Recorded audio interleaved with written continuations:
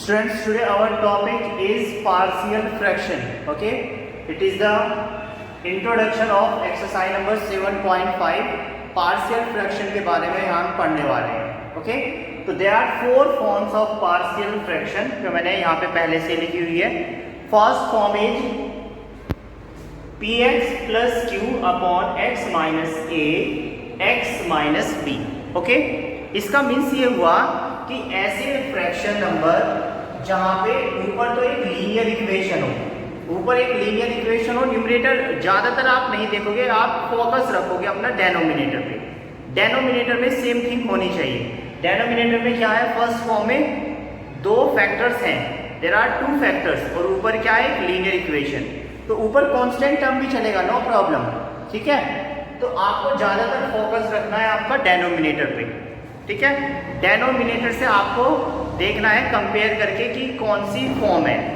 Okay, identification करना है. Suppose that मैं यहाँ पे लिख रहा हूँ 3x plus 5 upon x plus 2 और x प्लस 3. तो ये कौन सी फॉर्म है? This is the first form of partial fraction. Okay, ये फर्स्ट फॉर्म है. आपको देखो ऊपर लीनियर इक्वेशन है और नीचे आपके 2 फैक्टर हैं. Is that clear? तो ये आपका क्वेश्चन फर्स्ट फॉर्म का बन जाएगा. ऐसे ही अगर मैं ये लिखूं x plus 5 upon x plus 7 dx, तो ये क्वेश्चन भी आपका फर्स्ट फॉर्म का है. ठीक है ना? Is that clear? First form तो ये हो गई. सेकेंड फॉर्म में क्या है? सेकेंड फॉर्म में है px plus q upon x माइनस a का होल स्क्वायर. मतलब जहां पे जैसे ये 1 अपॉन x प्लस 2 का होल स्क्वायर है यहाँ पे, तो ये जो फॉर्म है जिसमें होल स्क्वायर होगा, एक फैक्टर का होल स्क्वायर, एक नंबर का होल स्क्वायर होगा, सेम फैक्टर आएंगे, तो आप क्या करेंगे, वो होगी आपकी सेकंड फॉर्म. और उस सेकंड फॉर्म को हम किस तरह लिखेंगे?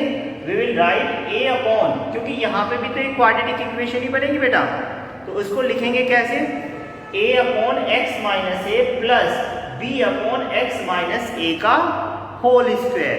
दोनों कांस्टेंट टर्म के डेनोमिनेटर में हम अलग अलग फैक्टर लिखेंगे. Is that clear? समझ में आया ना? सो इस तरह की फॉर्म जैसे 5x upon 5x plus 3 upon x plus 7 का whole square is also second form. ठीक है, और इसको लिखेंगे कैसे? a upon x minus a plus b upon x minus a का होल स्क्वायर. ये होता तो इसको कैसे लिखते? 5x plus 3 upon 7x. इसको लिखने का तरीका मैं बता देता हूँ. 5x plus 3 upon X plus 7 whole square को लिखते हम a upon X plus 7 plus b upon X plus 7 का होल स्क्वायर. तो इस तरह हम सेकेंड फॉर्म को लिख सकते हैं. I think this is not, there is no problem. Third form,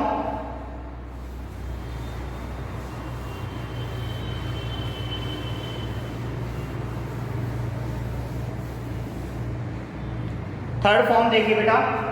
third form is px square plus qx plus r upon x माइनस a x minus b x minus c. ठीक है ना? Third form के according क्या है? Numerator में आपका एक क्वाड्रेटिक इक्वेशन होगी, न्यूमरेटर में एक क्वाड्रेटिक इक्वेशन हो सकती है, और डेनोमिनेटर में 3 फैक्टर्स, 3 फैक्टर्स. ओके, अब फिर से मैं वही बात बोलूंगा, न्यूमरेटर पे ज्यादा फोकस नहीं रखना है. न्यूमरेटर पे आपको यहाँ पे क्वाड्रेटिक की जगह मतलब मैक्सिमम है कि मैक्सिमम क्वाड्रेटिक इक्वेशन ही आ सकती है. मिनिमम आपकी लीनियर इक्वेशन भी हो सकती है यहाँ पे, राइट है ना? लीनियर इक्वेशन भी हो सकती है, कोई कांस्टेंट टर्म भी हो सकता है यहाँ पे. ठीक है, लेकिन डेनोमिनेटर में आपके 3 फैक्टर्स होने जरूरी है, 3 different factors. Is that clear? तो यहाँ पे इसकी फॉर्म सपोज दैट यही हो सकती है आपका 3x plus 5 upon X plus 2 x plus 3 और x माइनस 4. ये हो सकती है. ठीक है ना? और इसे लिखेंगे कैसे? लिखने का तरीका देखो, इसी को लिखेंगे a अपॉन एक्स प्लस 2 क्योंकि नीचे आपका डिनोमिनेटर में क्या बनेगी, क्यूबिक इक्वेशन, तो 3 फैक्टर्स हम इसमें लेंगे, a/x+2, b/x+3 एंड c/x-4। ठीक है, इस तरह हम इसको लिखेंगे। तो आइडेंटिफिकेशन इन क्वेश्चन में एक्सरसाइज नंबर 7.5 में पार्शियल फ्रैक्शन के क्वेश्चन में आपको आइडेंटिफाई करना है कि ये इंटीग्रेशन की कौन सी, पार्शियल फ्रैक्शन की कौन सी फॉर्म हो सकती है, उसी के हम अकॉर्डिंग हम क्वेश्चन को अटेम्प्ट करेंगे। Is that clear? Now fourth and last form is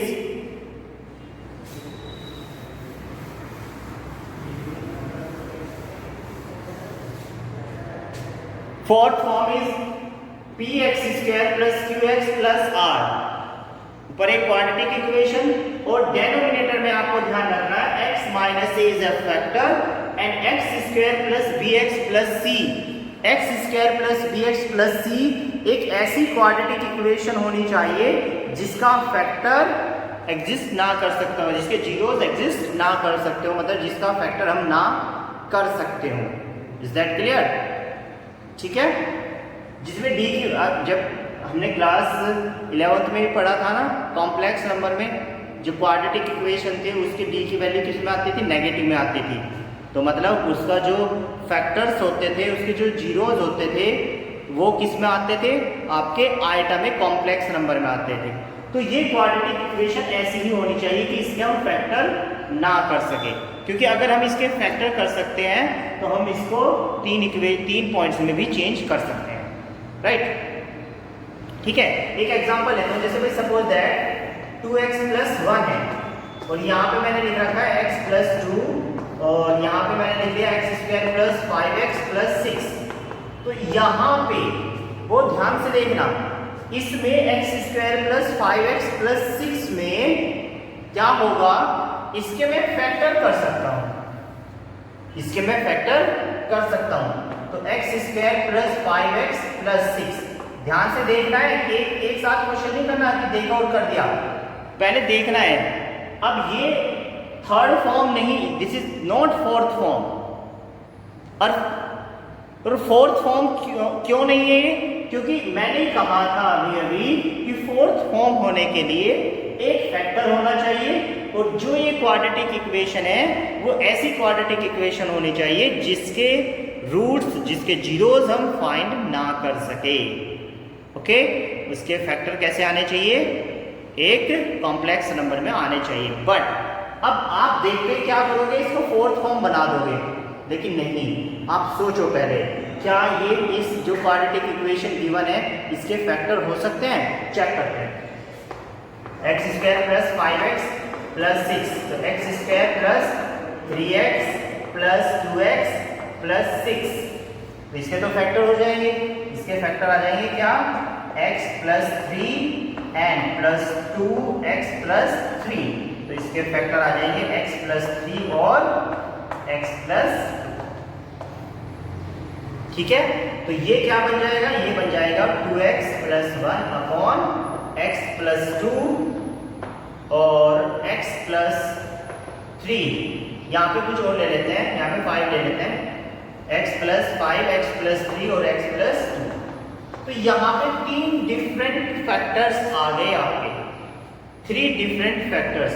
तो अब आपकी क्या हो गई है, this is the third form, now this is not fourth form. तो मैंने क्या बताया है, फोर्थ फॉर्म के लिए यहाँ पे आपकी डेफिनेटली क्या होनी चाहिए, एक ऐसी क्वाड्रेटिक इक्वेशन होनी चाहिए जिसके फैक्टर हम ना कर सके। Is that clear? समझ में आई ना ये बात? तो इस तरह हम पार्शियल फ्रैक्शंस का आइडेंटिफिकेशन करेंगे और उसके बाद हम उन क्वेश्चंस को अटेम्प्ट करेंगे, राइट? Thank you.